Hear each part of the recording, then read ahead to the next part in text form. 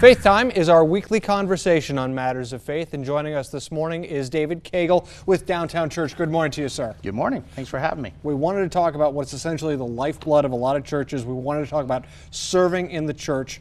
Why are church volunteers important?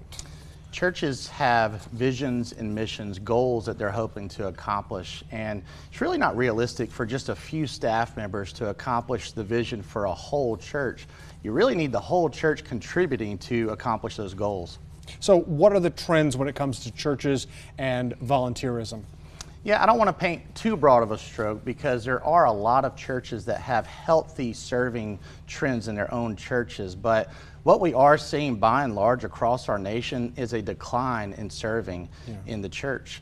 And so I think we're seeing what my seminary professors described as the 90-10 rule, where 90% of the church is okay with 10% of the church doing all the work, and it's really not a healthy rhythm. All right, so at your church, how do you try to buck that 90-10 trend? Yeah, so we try to push back against that trend in a couple of ways. One is by teaching what does God's Word say about serving. I think we need to be reminded that we're one body with many members, and each member is filled with the Spirit of God. Each Christian is filled with the Spirit, and we've all got gifts. And when we use those gifts, it results in the common good. And I think another way that we're pushing back against that trend is we're explaining the why.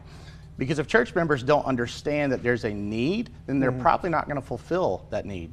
And it doesn't have to be a big project. You just have to ask and get involved. I mean, there's small things people can do, right? Absolutely. There's all kinds of ways that you can serve in the church. David Cagle with Downtown Church, we thank you for joining us for this edition of Faith Time. We'll talk more about the issue of church volunteering in the next hour of News 5 this morning.